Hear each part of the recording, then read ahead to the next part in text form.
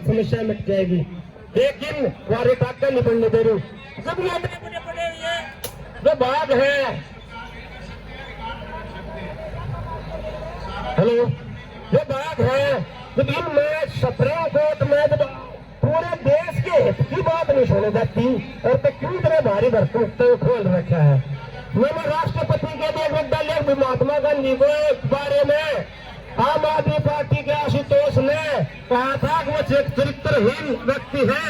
क्या एक महात्मा को ऐसे बोलना, गाली देना उचित है? उस पर उचित कार्रवाई की जाए, मोटा भारी भरकम खर्चा करे, लेकिन अभी तक कोई न्याय नहीं मिला है।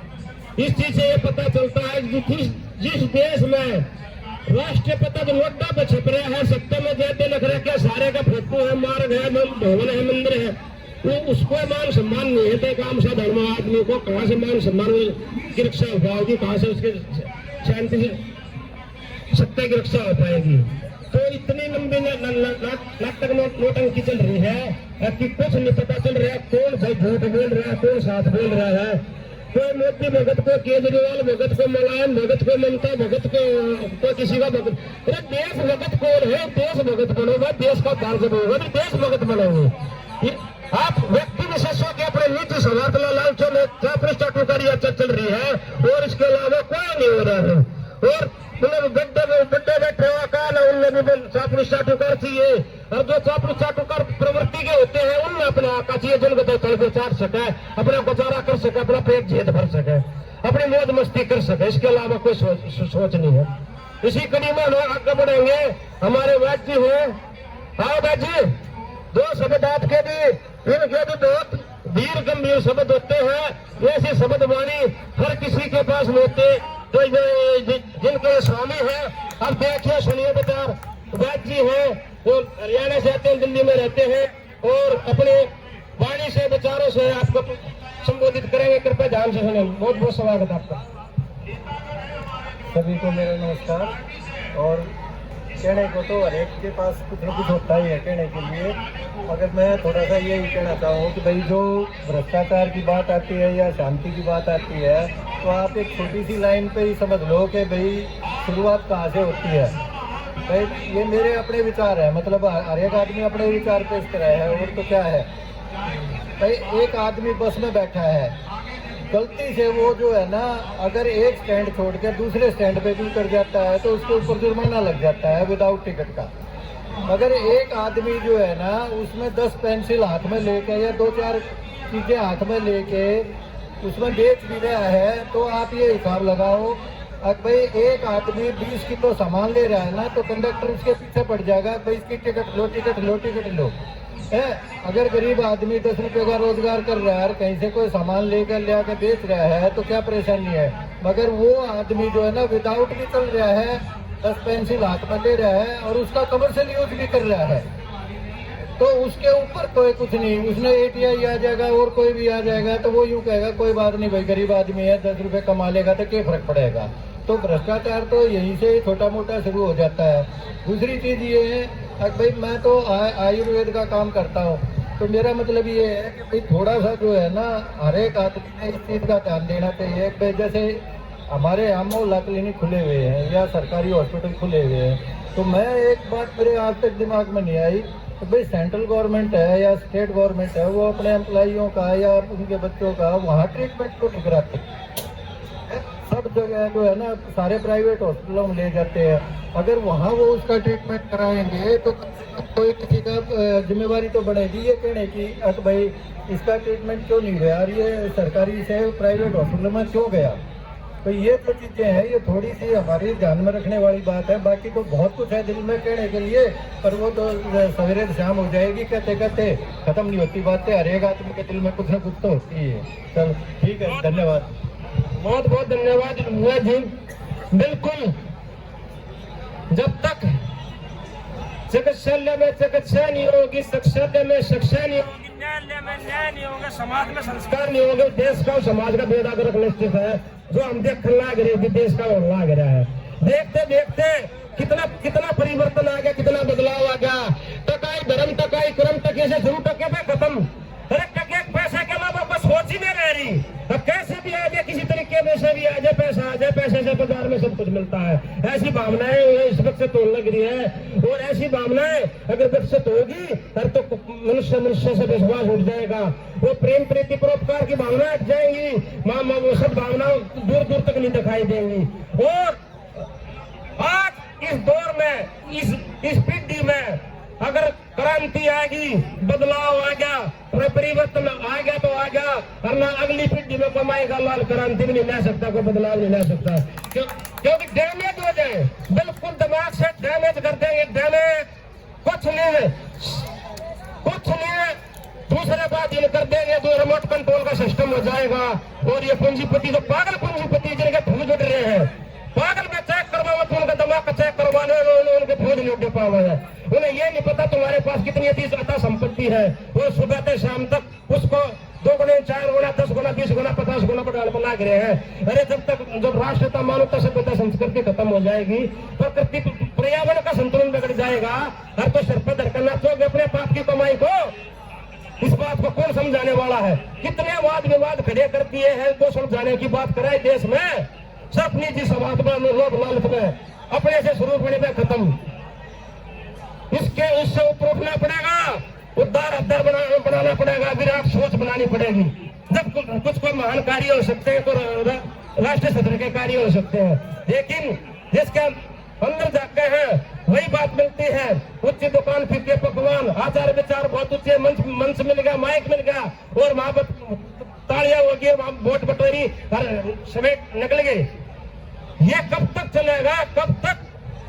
एक दिन मुझे ऐसा दिख रहा है भविष्य में कि जो थलमा में शील होया करे, आगा आगा नेता, पीछे पीछे जनता, और आवाज आवे ले लो ले लो ले लो। किसी के हाथ में जूते चप्पल लाठी होगी ना, वो सीन अभी भारत की देश की राजधानी से यहाँ ये सड़कों पे दिखाई देगा। अगर ये नील का जमीन नहीं जागा, ये नहीं सुधरे, अपने नई नैतिक राष्ट्रीय कर्तव्य पर पाए, ये निश्चित। हम लोग दिल्ली में जंतर मंतर पे आज यहाँ बैठे हैं, किस लिए बैठे हैं? और दिल्ली में सारी पार्टियां बैठी हैं।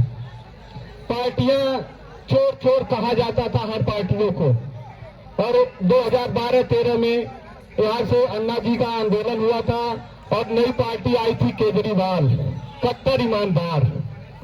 और मैं केजरीवाल के बारे में कहना चाहता हूं, क्योंकि दिल्ली से ही परिवर्तन हर जगह होता है। कहते हैं अच्छे बीते 8 साल कहा गया जन लोकपाल, अच्छे बीते 8 साल कहा गया जन लोकपाल। वह सूर नहीं, वह कायर है जो रण से डट कर हट जाए, वह मर्द नहीं ना मर्द है जो कहकर बात पलट जाए। अच्छे बीते 8 साल कहा गया जन लोकपाल। केजरीवाल जी, केजरीवाल छोड़ दिल्ली छोड़, केजरीवाल छोड़ दिल्ली छोड़। केजरीवाल दारू बांट रहे हैं, आए थे जन लोकपाल के लिए, और यहाँ एक के साथ एक फ्री दारू बांट रहे हैं, और एक के साथ एक फ्री उनके मंत्री भी जेल जा रहे हैं। अच्छी कहानी बनी, अच्छे कट्टर ईमानदार मिले इस देश को, इस दिल्ली को। ऐसा ईमानदार खोजने से भी नहीं मिलता फ्री के चक्कर में। अब तो देखिए बगल में सिविल डिफेंस वाले बगल में धरना प्रदर्शन कर रहे हैं, ये भी फ्री में गए थे, और उस समय वोट दे करके 5 साल के लिए फिर बैठा दिए थे, आज रोना रो रहे हैं। ऐसा दिल्ली की जनता गुमराह होगी जब ऐसे पीछे पीछे केजरीवाल के दौड़ेगी। केजरीवाल किसी का सगा नहीं है, जो भी अगल बगल है कुछ किसी को भी छोड़ा नहीं, सबको ठगा है। इस ठग से कोई बचना मुश्किल हो जाएगा, दिल्ली का नहीं देश का भी। लुटेरा केजरीवाल जैसा लुटेरा मिलेगा नहीं, इसलिए कहते हैं केजरीवाल छोड़ दिल्ली छोड़। बस मैं इसी बारी के साथ अपने आप को शिक्षा शराब नहीं, शिक्षा चाहिए। मैं दिल्ली सरकार इस मंच के माध्यम से दिल्ली सरकार से और दिल्ली परिवहन निगम से दोनों से कहना चाहता हूँ कि दिल्ली लेबर के हिसाब से 1.5 साल में कर्मचारी को परमानेंट हो जाना चाहिए, या 15 साल से लोग काम कर रहे हैं, फिर कैसे डेली घूम रहे हैं बेचारे।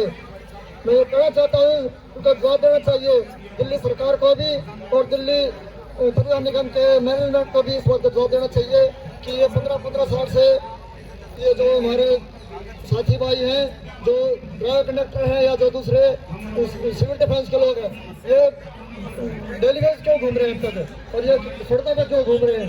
इनको इसमें तनख्वाह मिलनी चाहिए। धन्यवाद, बहुत बहुत धन्यवाद। देखो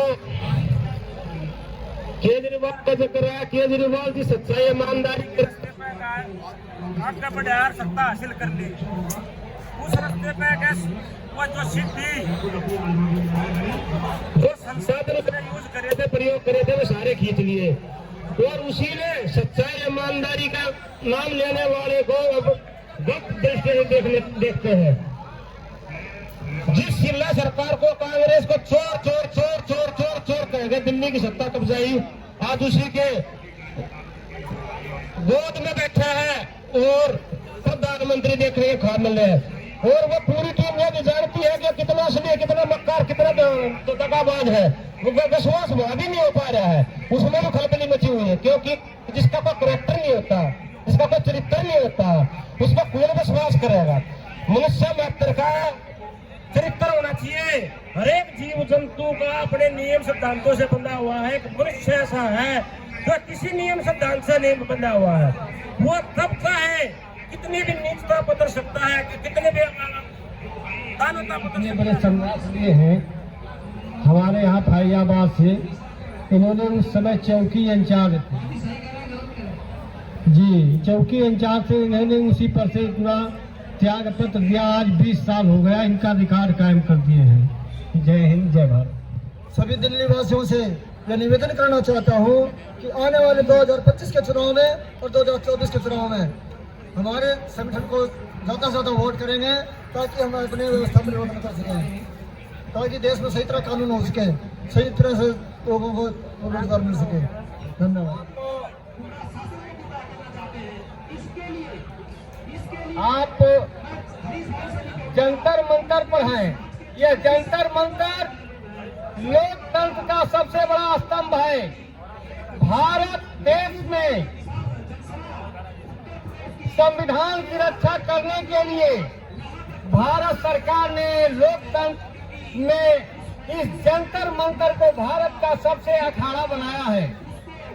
जब जब लोकतंत्र में किसी प्रकार की कोई समस्याएं आती हैं, कोई दिक्कतें आती हैं, तो यहाँ का भारत का विधान है कि शांतिपूर्ण ढंग से शांति दूत बन करके अपने और अपने साथियों के साथ, अपने विचारों के साथ इस लोकतंत्र के स्थान पर, इस जंतर मंतर पर अपने विचारों को आप आकर के प्रकट कर सकते हैं।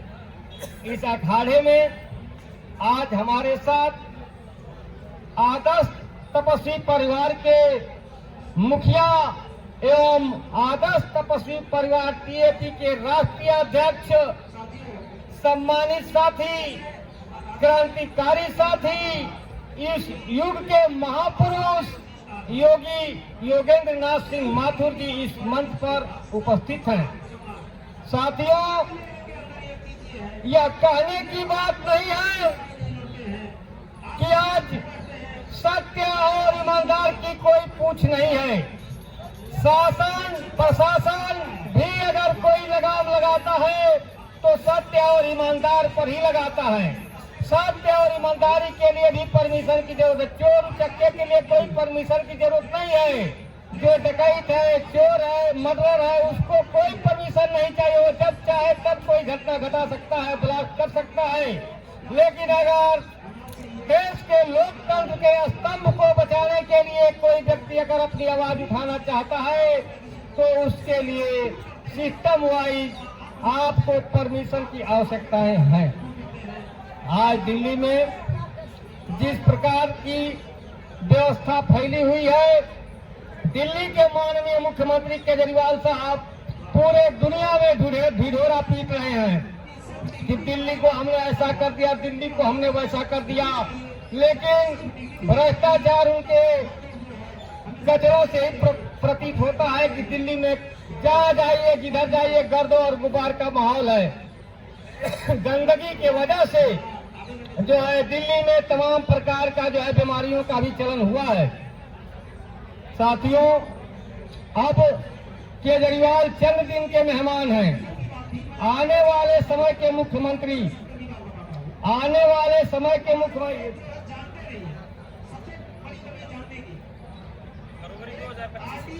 फरवरी को आने वाले समय में प्रगतिशील जनता अधिकार पार्टी के उदय होने का मुख्य उद्देश्य है भारत भ्रष्टाचार मुक्त भारत की स्थापना, आदर्शों संस्कारों से परिपूर्ण आदर्श भारत की स्थापना, भारत को हिंदू राष्ट्र घोषित करना एवं हिंदू राष्ट्र की स्थापना, गौ कसी एवं जीव जंतुओं के प्राणों की रक्षा के लिए कड़े कानून व्यवस्था की स्थापना, माताओं बहनों के स्वाभिमान एवं सम्मान की रक्षा के लिए कड़े कानून व्यवस्था की स्थापना, सनातन धर्म की स्थापना, भारत के लोकतंत्र को विश्व के लोकतंत्र में पहले स्थान पर स्थापित करने की स्थापना, भारत विश्व में शांति दूत के रूप में जाना जाए, इसके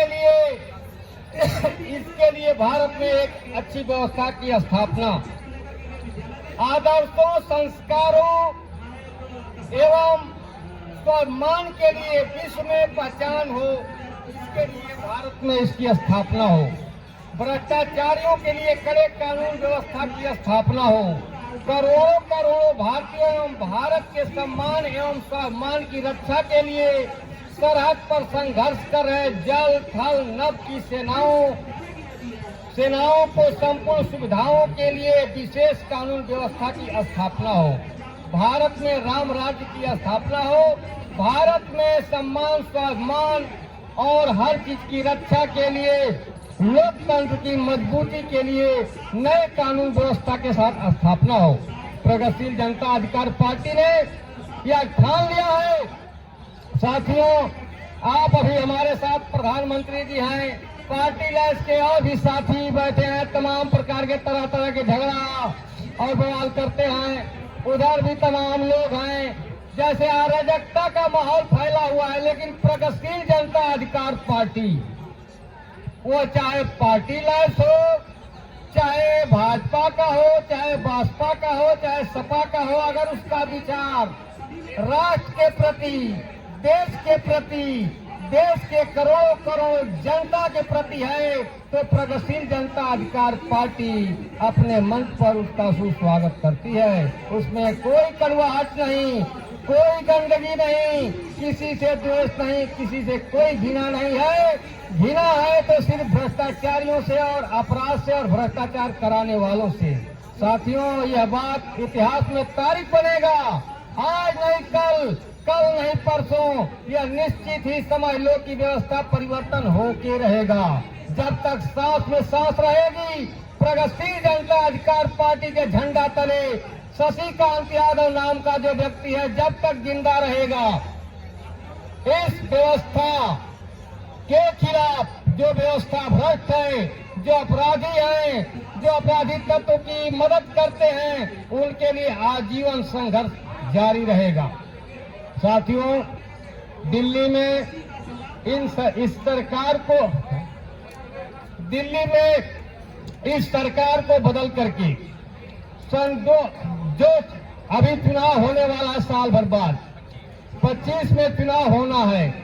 दिल्ली की सरकार 2 बार केजरीवाल साहब ने ठगमलिया के बल पर जनता को चाहे जैसे भी गुमराह करके बना लिया हो, लेकिन अब की बार किसी भी हालत में केजरीवाल की सरकार नहीं बननी चाहिए। केजरीवाल देश के लिए बहुत खतरनाक व्यक्ति है, केजरीवाल देश के लिए बहुत बड़ा कैंसर है। इस टाइम केजरीवाल देश के लिए बहुत बड़ा कलंक है, इस कलंक को खत्म करना पड़ेगा और प्रगतिशील जनता अधिकार पार्टी की यहाँ सरकार बनानी होगी, प्रगतिशील जनता अधिकार की सरकार बनानी होगी और प्रगतिशील जनता अधिकार पार्टी ने अपने पार्टी की तरफ से मुख्यमंत्री का घोषणा पत्र में नाम डाल दिया है योगी योगेंद्र सिंह माथुर, जो दिल्ली के ही रहने वाले हैं, कराला गांव के, जिनके अंग अंग में अंगड़ाई है, जिनके सांसों में देश के प्रति सच्चाई है, जिनका सुबह से लेकर शाम तक जनता के बारे में ताना और बाना बुना करते हैं, पूरे देश के बारे में, गांव और गरीब के बारे में, यह हमेशा सहयोग के लिए रात दिन तत्पर रहते हैं। तो मैं दिल्ली के आज इस जंतर मंतर के मंच के माध्यम से आप दिल्ली के स्वाभिमानी जनता से, सम्मानित जनता से, सम्मानित माताओं एवं बहनों से निवेदन करूंगा कि आप सब 2025 में जब जनरल चुनाव हो तो आप लोग प्रगतिशील जनता अधिकार पार्टी के झंडा के नीचे रहने वाले सभी साथियों को जिता करके योगी योगेंद्र नाथ सिंह माथुर को भावी मुख्यमंत्री के रूप में समझ करके और इनका सहयोग करने का काम करेंगे। साथियों, गौकसी का काम देश में बहुत तेज चल रहा है। गौकसी के लिए सरकार ने बहुत बड़े बड़े कदम उठाए, लेकिन आज भी हमारे देश में भूचर खाने बंद नहीं है। खुल्लम खुल्ला हर जगह भूचर खाने चल रहे हैं। जब तक देश में भूचर खानों को सरकार द्वारा लाइसेंस प्राप्त होता रहेगा, एक गौ माता और गौ का बछड़ा और जीव जंतु की हत्याएं नहीं रुकेंगी, मानव की हत्याएं नहीं रुकेंगी। इस व्यवस्था को बदलने के लिए सामरिक क्रांति की जरूरत है। इसमें झगड़ा बवाल, लाठी डंडा, मारपीट करने की आवश्यकता नहीं है, क्योंकि ये जो पुलिस बल है, जो सैनिक है, ये सैनिक भाई भी कहीं बाहर से नहीं आए हैं, ये पुलिस कहीं बाहर से नहीं आई हुई है, ये भी अपने घर के ही साथी हैं, किसी के भाई हैं, किसी के पिता हैं। ये कोई बाहरी लोग नहीं है जिनके साथ मारपीट और उदंडता लोग करते हैं, नहीं, इनकी ड्यूटी है। आप इनके ड्यूटी को करने दो, आप अपना काम करो, लेकिन ढंग से काम करो, व्यवस्था का उल्लंघन मत करो, व्यवस्था को बनाए रखते हुए अपने बात को रखो। कोई भी आपको न मारेगा, न गरियाएगा, न पीटेगा। अगर आप उदंडता करोगे, कानून व्यवस्था का उल्लंघन करोगे, कानून व्यवस्था का उल्लंघन कतई नहीं करना चाहिए। अगर आपको कहीं भी किसी भी दशा में कोई भी जबरदस्ती करने का प्रयास करता है, कोई भी शासन प्रशासन का आदमी रोकने का अगर आपको प्रयास करता है, तो उसमें भागने की, दौड़ने की जरूरत नहीं है। आपके भारत के संविधान में, संविधान के तहत पूरा अधिकार दिया गया है कि जहां भी आपके साथ जुर्म और ज्यादती होती है, आप वहीं पर बैठ जाइए, आप वहीं पर बैठ जाइए और अपने बात को रखिए। वहां से सरकार का आदमी आपको जेल ले जाता है, कहां ले जाता है, उसको करोड़ों करोड़ों जनता देखती है कि आप किस आशय के लिए चले हैं, या शासन प्रशासन किस लिए आपकी ये दुर्दशा कर रहा है। देश की जनता मूर्ख नहीं है, और न ये शासन प्रशासन के लोग मूर्ख हैं। साथियों, लोग अपने आप ही ऐसी व्यवस्था पैदा करते हैं जिसके लिए शासन प्रशासन को सख्त रुख अख्तियार करना पड़ता है।